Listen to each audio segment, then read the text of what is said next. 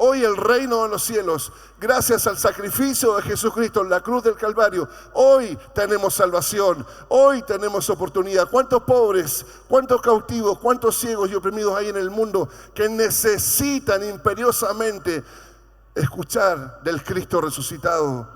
¿Sabes? Mi Cristo, nuestro Cristo, en Él hay oportunidad. Que en Cristo tienen salvación, que en Cristo tienen sanidad, que en Cristo tienen restauración y que en Cristo tienen restitución.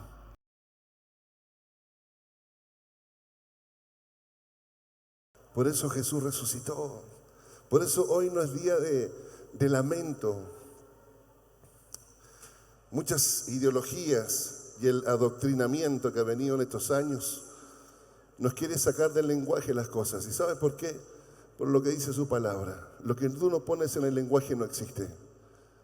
Y ya no se está hablando de celebración, se habla de conmemoración. Hoy día, no sé usted, pero yo hoy día estoy celebrando. Y vamos a decirlo con todas sus letras. Estamos celebrando. No estamos conmemorando la muerte. Estamos celebrando la vida. Aleluya. Traigo buenas noticias. Libro de Juan, capítulo 3, verso 16. La versión que voy a leer es la traducción del lenguaje actual. Y me encanta. Me recuerdo que cuando pequeño, este fin de semana vivimos y trabajamos y servimos a una iglesia pentecostal que estuvo trabajando el viernes y el sábado celebrando su conferencia, que sería como su convención.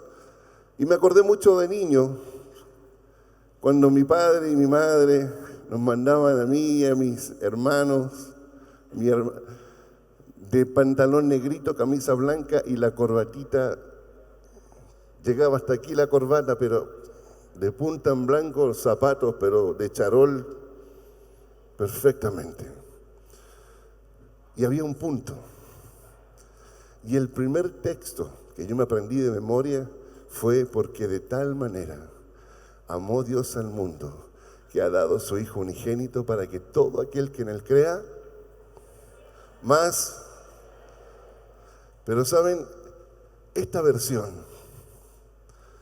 quiero ponerte en contexto, porque hoy hay buenas noticias. Y es Jesús el quien está hablando. Por eso me gusta esta versión. Porque es Jesús que se coloca en primera persona. Y quiero que la leamos por un momento. Está ahí en la pantalla. Dice: Dios amó tanto a la gente de este mundo que me entregó a mí. Dice Jesús, me entregó a mí, que soy su único hijo, para que todo el que crea en mí no muera, sino que tenga vida eterna. Qué especial estas buenas noticias. Pero es Jesús diciendo: de tal manera Dios te amó a ti, de tal manera Dios te amó a ti, de tal manera Dios te amó a ti, que me sacrificó a mí, dice Jesús, que soy su único hijo, que soy su especial tesoro, para que todos los que crean tengan vida eterna. Yo quiero hoy compartirte el primer punto, y es el antes de Cristo y luego el después de Cristo. No se habla de antes de Elvis o después de Elvis, o antes de, no sé, de un cantante. Solamente una persona partió la historia en dos, y ese fue Jesús. Y quiero hablarte en el primer punto de este antes de Cristo, porque hubo un antes de Cristo. El domingo pasado el pastor Marcel nos hablaba de Malaquías. ¿Cuántos se acuerdan de esa palabra? Potente, ¿sí o no? Una palabra profética potente, con un peso espiritual que yo creo que hasta el día de hoy sigue transformando nuestras vidas y cambiando nuestra forma de ser y de mirar ese libro. Quiero referirme un poco al contexto de Malaquías. Malaquías, más o menos, fue o existió el profeta Malaquías 100 años después de Ageo y de Zacarías, para ponerte un poquito en contexto, porque te estoy hablando de antes de Cristo. Lo más probable, que este profeta también haya participado en las reformas de Esdras y Nehemías. Había un remanente que regresa del cautiverio en el año más o menos 536, bajo la dirección de Ageo y Zacarías, quienes después del cautiverio de Babilonia y después del edicto de Ciro, comienzan a reconstruir los muros de Jerusalén y la ciudad de Jerusalén. ¿Me están siguiendo, cierto? Quiero mencionarte esto porque luego de 60 años después, más o menos en el 457 a.C., Esdras había venido a Babilonia, a Jerusalén, desde Babilonia a Jerusalén, para ayudar en reorganizar y reconstruir los muros. Entonces, cuando aparece Malaquías, los judíos habían estado de regreso de Babilonia ya cerca de 100 años en la tierra de Jerusalén.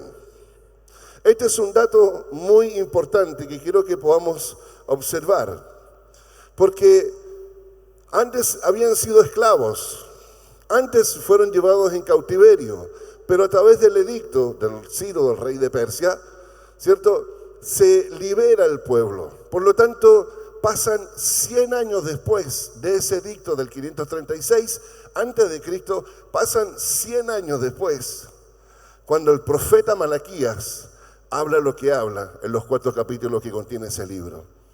Por lo tanto, quiero decirles esto: el pueblo de Israel, en el contexto de Malaquías, no era un pueblo pobre. En el contexto de Malaquías no estaban en sufrimiento. Ya no sufrían angustia porque fue Dios quien los situó en el lugar que debían tener. ¿Cuál? Siendo el pueblo de Dios. Queridos, no eran esclavos, no estaban en cautiverio. Escúcheme bien, los muros de Jerusalén ya se habían restaurado. El templo ya se había levantado y económicamente estaban muy bendecidos. A veces nosotros pensamos que cuando se habla de Malaquías, se habla de un pueblo que recién va a llegar y se instaura después de la esclavitud, después del sufrimiento. No, ya habían pasado 100 años. O sea, ya había pasado por lo menos 1 o 2 generaciones. Es ahí donde quiero detenerme un momento para decirte lo que ocurre antes de Cristo, precisamente antes de Cristo. Por lo tanto, el pueblo de Israel ya estaba establecido, pero comenzaron a ocurrir cosas. A pesar de que estaban, como diría mi pastor Eduardo, gorditos y sonrientes, algo ocurrió con el pueblo. Primero, descuidaron la casa de Dios. Segundo, descuidaron el sacerdocio, descuidó las leyes y los conceptos y preceptos y los mandamientos de Dios. Se volvieron indiferentes y totalmente perversos. Recuerda que estoy hablando antes de Cristo, ¿sí? Quiero que entiendas bien porque te estoy hablando antes de Cristo. Dios había dicho cómo eran las ofrendas, los pactos de cada semana, en la fiesta de la trompeta, de cada sábado, tenían sus fiestas y tenían sus ofrendas. Que los animales que se presentaban debían ser animales perfectos. Hubo una instrucción de cómo ofrendar. Pero en ese tiempo, el pueblo que estaba siendo bendecido, te estoy hablando antes de Cristo, los sacrificios comenzaron a ser inferiores. Luego descuidaron el diezmo. Luego comenzaron a colocar a la mujer como un objeto. Y quiero decirles esto: no es el movimiento feminista quien vuelve a colocar en el lugar a la mujer, sino que fue Jesús. Aún más, antes de Cristo, lo que se hacía en el divorcio era que un hombre podía sin ningún problema darle carta de divorcio y la hacía sufrir, como fuera. Y Dios se dio cuenta de eso. Finalmente, el pueblo se había vuelto una práctica muy antigua de volver a casarse, no con gente de su pueblo, sino que de naciones extranjeras e idólatras. ¿Me estás siguiendo, cierto? Estoy hablando del contexto antes de Cristo. Es ahí donde un pueblo bendecido, bendecido en extremo, porque ellos no salieron pobres tampoco cuando se firma el edicto hace 100 años atrás. Entre el último libro del Antiguo Testamento, que es Malaquías, y el primer libro del Nuevo Testamento, que es Mateo, Dios no habló. Estoy recordando cosas que el pastor Marcel nos habló el domingo pasado. Estamos hablando de antes de Cristo. Pasaron 400 años en que Dios no habló. ¿Saben? Yo siempre cuento esta experiencia cuando me toca hablar de esto, cuando Dios no habla. Hubo un momento, hace muchos años atrás, yo no era pastor, que me mandé una de las tantas cuando Dios nos empieza a formar a uno. Y me la mandé feo. Aquí la pastora Karina me bajó, porque en ese tiempo estaba ministrando la alabanza, y ella era la que dirigía la alabanza. ¡Wow! Hay que estar bajo la pastora Karina, ¿cierto? Gracias, pastora Karina, porque hoy también tú eres parte de lo que yo soy, también lo hiciste tú. Y me acuerdo que me quedé solo en casa. Por esas cosas de la vida me quedé solo en casa. Habían salido mis hijos, salió mi esposa, y me arrodillé y me puse a orar. Y le dije esto: Señor, sé que pequé, sé que erré, y sé que me estás formando en mi carácter. Pero escúchame, Señor, quiero que me hables, aunque sea la última vez que te pueda escuchar, porque sé que tus palabras son como el estruendo de muchas aguas. Cuando dije eso, en ese momento sentí que algo salió de mí. No sé cuánto tiempo fue, yo creo que habrá sido un segundo, pero para mí fue una eternidad. ¿Sabes por qué? Porque sentí que Dios no estaba conmigo. Y me largué a llorar mal. Me desesperé porque sentí que Dios me dejó. Yo creo que fue un segundo y luego de eso volví a sentir como... Imagínate que yo lo sentí un segundo quizás. Para mí fue una eternidad.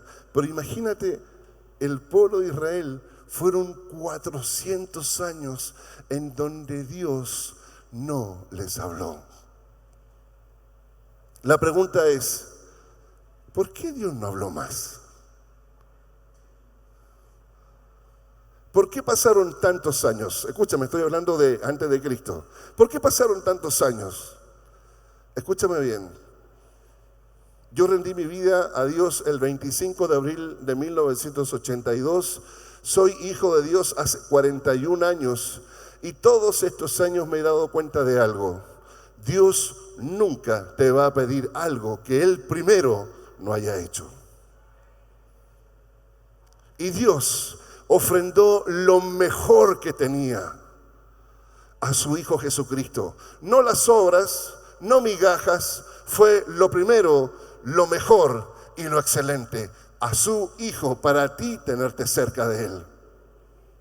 Gracias por esos amenes. ¿Sabes por qué Dios guardó silencio 400 años? Te digo algo, no fue un silencio, fue un enojo. Hay que hacer enojar a Dios, pero fue un enojo. Dios se enojó con el pueblo, ¿saben por qué? Porque el pueblo de Israel, a pesar de que tenía los muros reconstruidos, donde no colocaron un mango, ni un peso, ni un dólar para reconstruirlo, porque todo lo trajeron entre Eda y Nehemías, cuando mandan a buscar el edicto, ellos comenzaron a cuestionar diezmos y pactos. Y si usted leyó muy bien esta semana el libro de Malaquías, que fue un libro antes de Cristo, quiero decirte esto: el contexto por el cual ocurrieron ese silencio o enojo de Dios fue porque el pueblo de Israel, que estaba gordito y sonriente, muy bendecido porque ya habían llegado ya 100 años establecidos en su casa, le cuestionaron a Dios: ¿por qué tengo que diezmar? ¿Por qué tengo que ofrendar? Ese es el concepto y el contexto de Malaquías. ¿Me estás siguiendo? Tranquilo, ya voy a ir después de Cristo. No se me... Al punto número 2 yo le llamé el silencio de Dios. No está mal escrito, porque es como silencio pero también enojo. Es como el silencio de Dios. No sé usted, pero a mí me pasa que a veces cuando me enojo yo prefiero guardar silencio, callarme. No 400 años. Bueno, antes me duraban semanas, después ya me duraba un día, ahora me dura 5 minutos. Y con la mirada de mi esposa, 1 minuto y ya está. El silencio de Dios duró 400 años donde no había palabra de Dios. Escúcheme bien, no había palabra de Dios. No había un rema. Dios no le dirigió una sola palabra a su pueblo. Pero eso no significó que no pasó historia. Dios, finalmente en esos silencios de Dios, Dios les miró de lejos al pueblo de Israel. Este periodo se llama intertestamentario.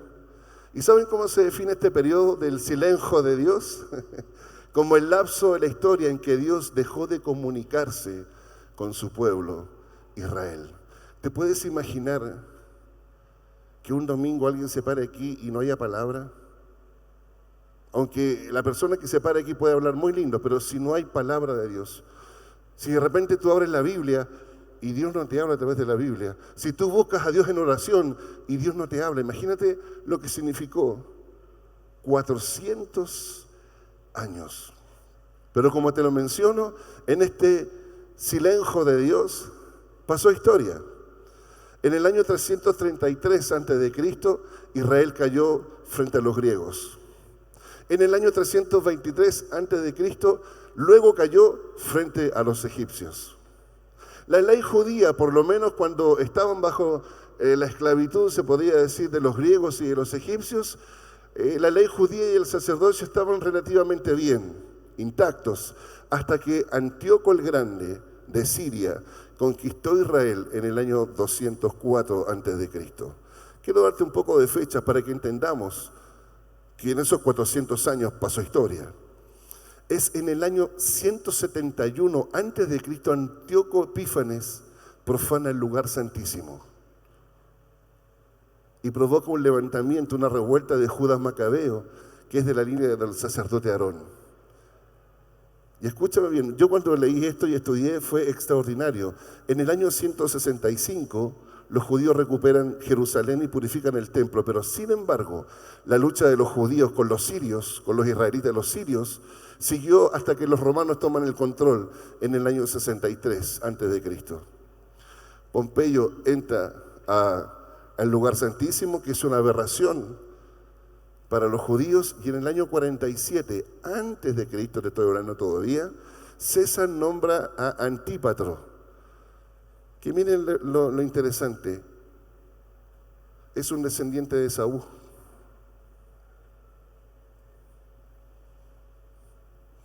Lo nombra procurador de Judea. Y él, que es un descendiente de Esaú, nombra a sus 2 hijos como reyes de Galilea y Judea. ¡Wow! La voy a hacer corta. Mucha historia, ¿sí o no? 400 años, mucha historia. Pasó mucha agua bajo el río, mientras duró el silencio de Dios. ¿Saben lo que me impacta? Que en estos 400 años antes de Cristo fueron 14 generaciones, dice la Biblia, 14 generaciones entre el cautiverio y el nacimiento de Jesús. Pasaron 14 generaciones donde Dios nos dijo una palabra a 14 generaciones. ¡Qué fuerte! ¿Sabes por qué? Porque fue por cuestionar algo divino. Escúchame bien, por cuestionar algo divino. 14 generaciones se perdieron. se perdieron.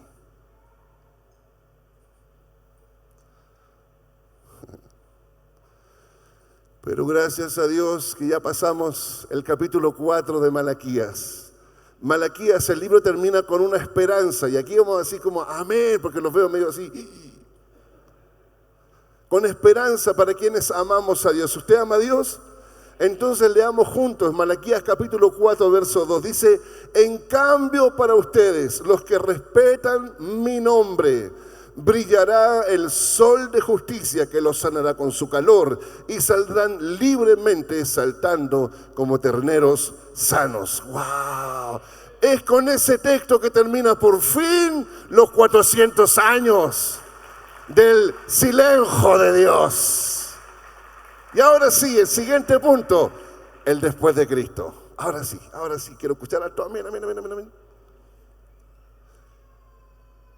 Cuando Malaquías, o más bien cuando Dios habla a través del profeta Malaquías y dice, yo enviaré el sol de justicia para el remanente que ama a Dios. Es la promesa del Mesías. 400 años después, el sol de justicia nació y la palabra se cumplió. ¿Sabe por qué? Rompió el silencio. Dios rompió el silencio. ¿Sabe por qué? Porque el amor de Dios supera nuestra torpeza espiritual. ¿Cuántos dicen amén? El amor de Dios supera nuestro pecado. ¿Cuántos dicen amén?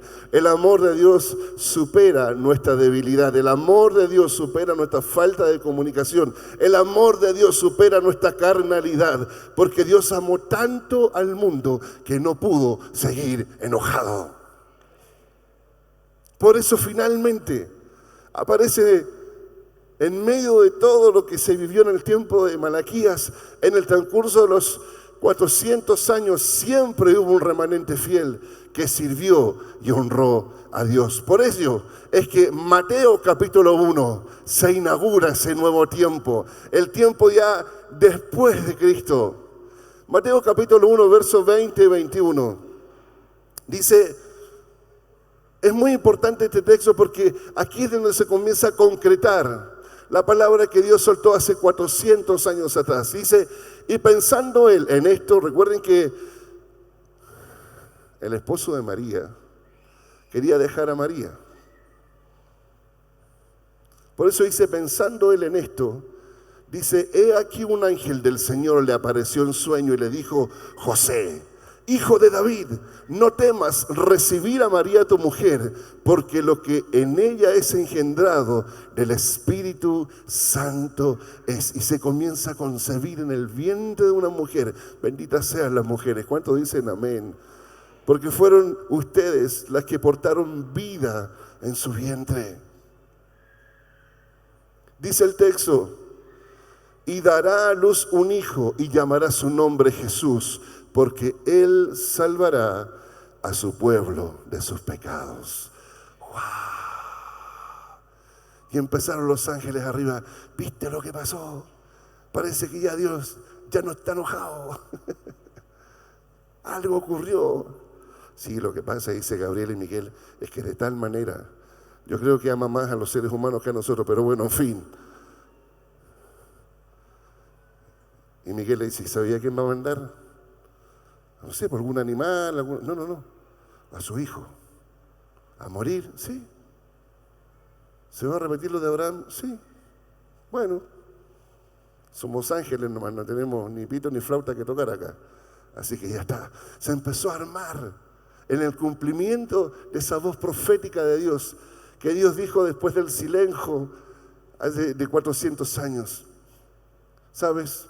Manantiales, somos una casa que reconoce y honra a Dios. Amén.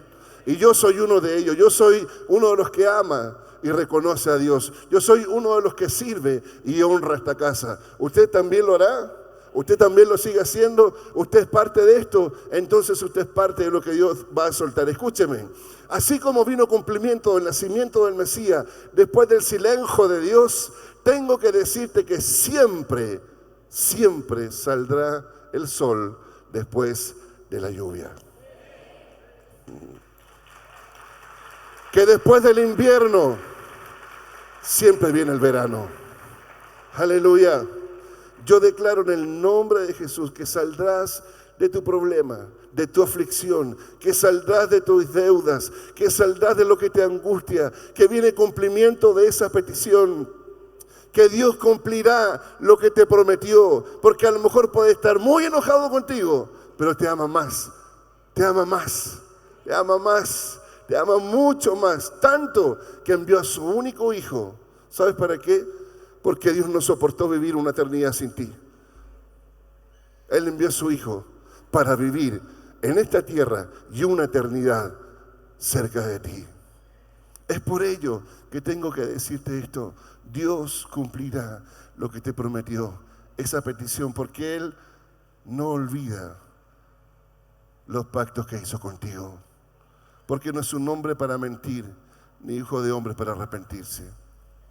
Pero también debo decirte esto, esta palabra es para los fieles, para los que aman, honran y sirven a Dios y en esta casa.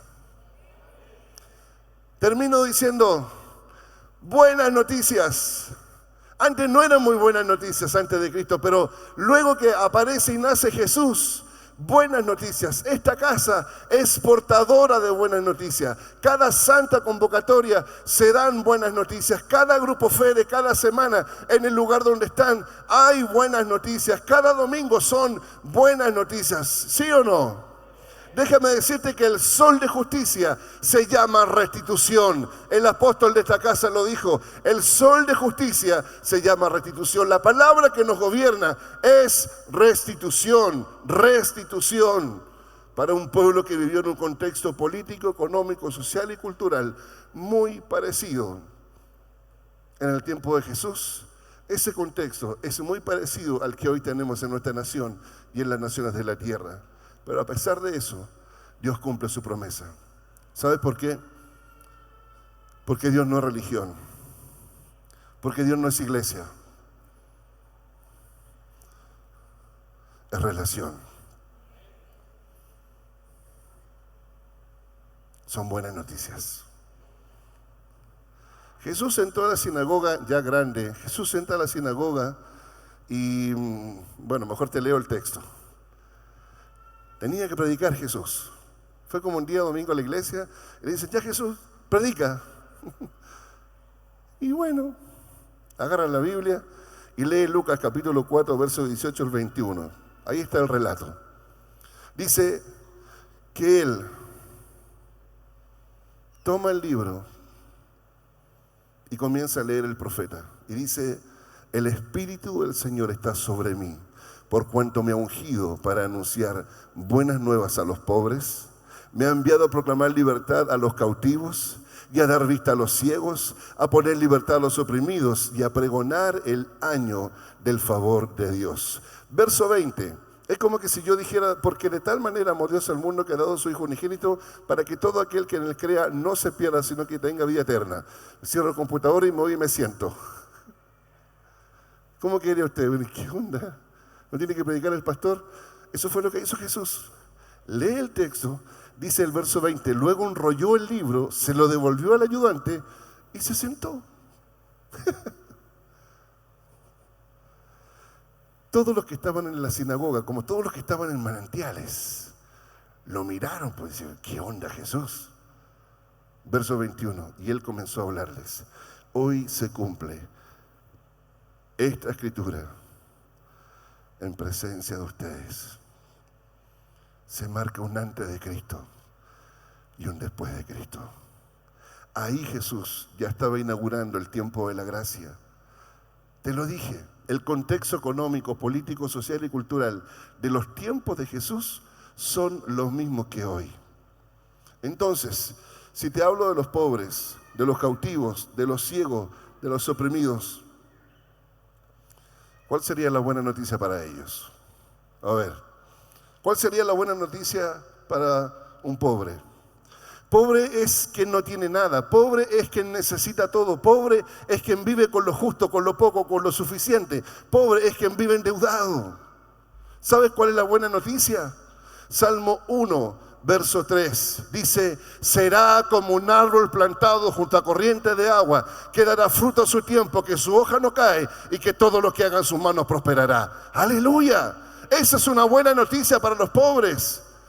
Tercera de Juan, capítulo 1, verso 2 dice: amados, yo deseo que tú seas prosperado en todas las cosas y que tengas salud, así como prospera tu alma. Buenas noticias, escúchame bien, porque si no son buenas noticias, no es evangelio. Si no son buenas noticias, no es evangelio. El texto dice Jesús, que después le habla a los cautivos. ¿Cuál es la buena noticia para un cautivo hoy? ¿Sabe quién es el cautivo hoy? Es quien vive retenido a la fuerza en un lugar, en contra de su voluntad. Hoy en el mundo hay muchos capturados, muchos viven en el temor, en el miedo, en la inseguridad, limitado en tiempo y espacio, sin opción. Y ahí están. ¿Cuántos conocen así? ¿Sabes cuál es la buena noticia para ellos hoy? Volver al lugar donde no hay límites, donde no hay nada imposible, donde todo lo puedes lograr si tan solo crees. ¿Sabes cuál es la buena noticia para el cautivo? Que se rompen las limitaciones, se rompen las ataduras y comienzas a ser libre y puedes volver a comenzar. Para un cautivo, ¿sabes cuál es la palabra que le viene como anillo al dedo? Oportunidad. Esa es la buena noticia. Escúchame, ¿cuántos cautivos y cuántos ciegos conoces? Otra palabra que sale en el texto que lee Jesús, inaugurando el después de Cristo, son los ciegos, luego los oprimidos.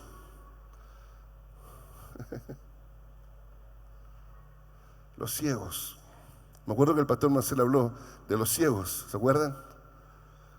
Pero hoy quiero mencionarte esto, en la amplitud de la palabra. Los ciegos son los que no son capaces de ver los tiempos, no ven las cosas buenas de la vida. Te hablan de conmemorar, cuando en realidad hay que celebrar. Solo un milagro los puede sacar de ese error. Porque te ciega el odio, el resentimiento, te ciega la falta de perdón, te ciega el orgullo, te ciega la obstinación. ¿Sabes cuál es la buena noticia que trae Jesús? ¿Cuál es la buena noticia que nosotros traemos? Este evangelio, que son buenas noticias. Para el ciego es recobrar la vista, volver a camino y volver al propósito por el cual Dios los colocó en el vientre de su madre. Esa es la buena noticia. Y luego y finalmente dice los oprimidos. ¿Cuáles son los oprimidos de este tiempo? Después de Cristo, ¿cuáles son los oprimidos? Es quien está agobiado, es quien está angustiado, quien está bajo presión de manera permanente. Hay gente que hoy vive cansada, estresada, en depresión, con crisis de pánico, pastillas para despertar, pastillas para dormir, pastillas para comer, pastillas para no comer. Wow. ¿Cuánta gente usted conoce así? Hay buenas noticias. Dios les hace libre, hace justicia a su favor y les da una nueva oportunidad para volver a intentarlo. ¿Saben? Cuando hay una palabra, siempre el infierno se levantará en contra, hasta silenciar la promesa, hasta silenciar el pacto, hasta silenciar el rema, hasta silenciar la palabra de Dios. El diablo siempre quiso silenciar la vida de Jesús, siempre, y lo envió a la cruz para matarlo. ¿Sabe por qué? Porque esa es su esencia: robar, matar y destruir. Robar, matar y destruir. El pajarón pensó que podía matar a Jesús. Le duró 3 días la fiesta en el infierno. Porque al tercer día, así como hoy celebramos el domingo de resurrección, dice que se escuchó un estruendo. El velo se rasgó. ¿Sabes por qué? Porque Jesús vino a dar vida, y vida en abundancia. Es que cuando hay una promesa de Dios, aunque estaba en el silencio de Dios, si Dios lo dijo, Dios lo hará. Por eso ni la muerte, por eso que el apóstol Pablo dice: ¿quién me separará del amor de Cristo? ¿Quién me separará? ¿Una ideología? ¿Un gobierno? ¿Quién me separará? ¿Una pandemia?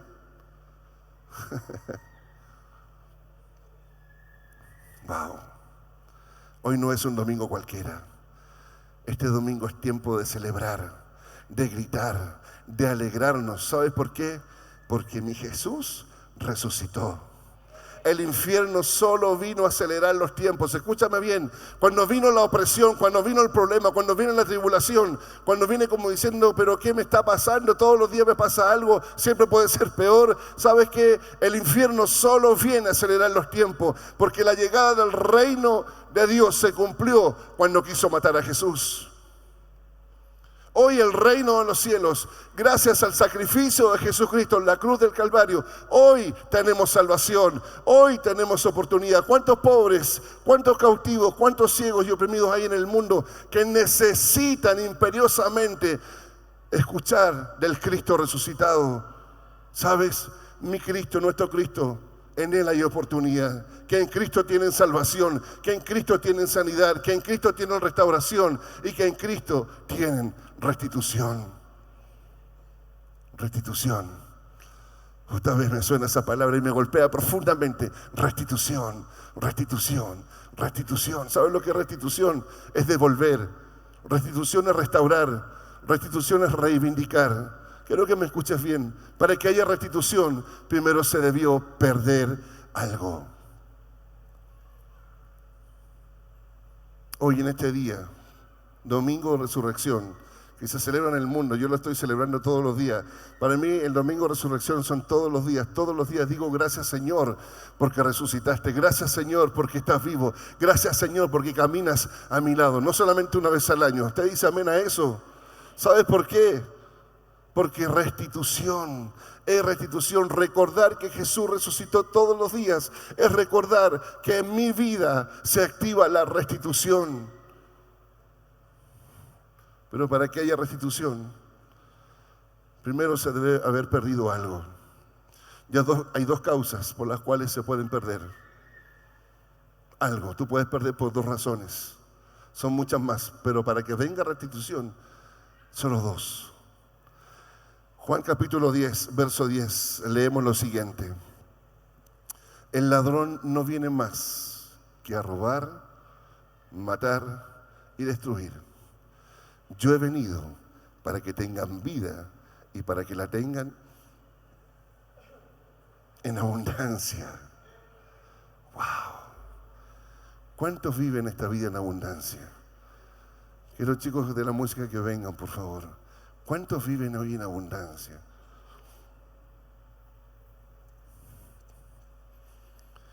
Abundancia es disfrute. Abundancia no es negar quizás la realidad o la circunstancia que estamos pasando. La abundancia tiene que ver con que si lo tengo a Él, lo tengo todo.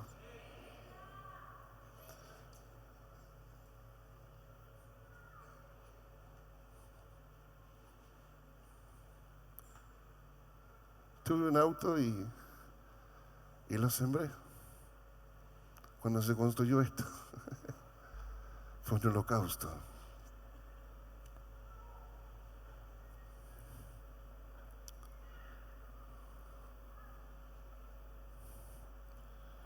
Pasaron casi 5 años en que teníamos que ver cómo venirnos. Nunca hubo una queja en mi boca. Nunca. Aún más, me venía caminando. Así bajaba de peso un poquito. Y Dios me restituyó. Y aunque así no fuese, es su gracia y es su fidelidad y es la palabra que gobierna esta casa. ¿Saben? Hay una causa por la cual vendrá restitución. Aquí hay gente que el diablo les robó mucho. Hay gente que les quiso destruir y les destruyó el matrimonio, los hijos.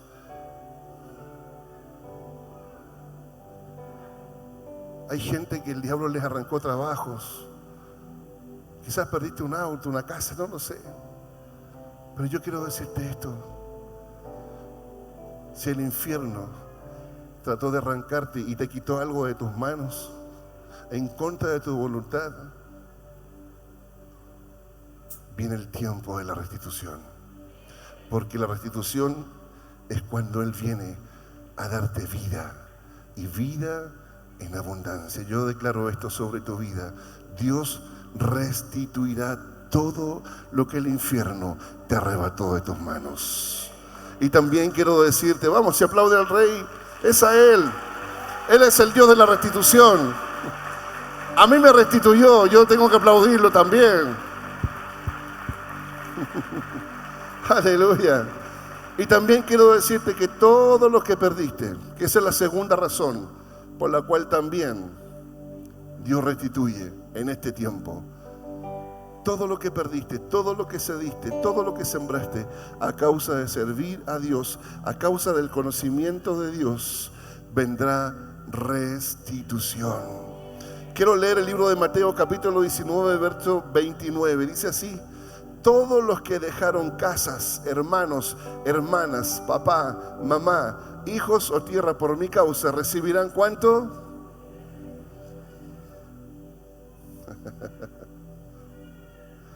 100 veces más, y heredarán la vida eterna. Yo en Estados Unidos tengo una patente, porque en Estados Unidos la patente va con el nombre. No tengo auto en Estados Unidos, pero tengo la patente. Acá tengo el auto, pero no tengo la patente.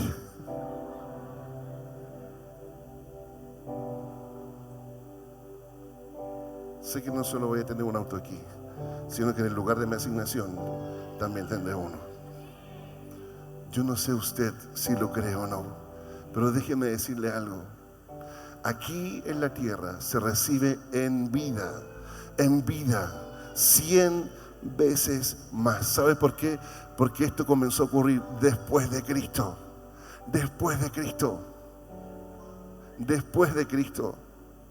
¿Acaso no son buenas noticias?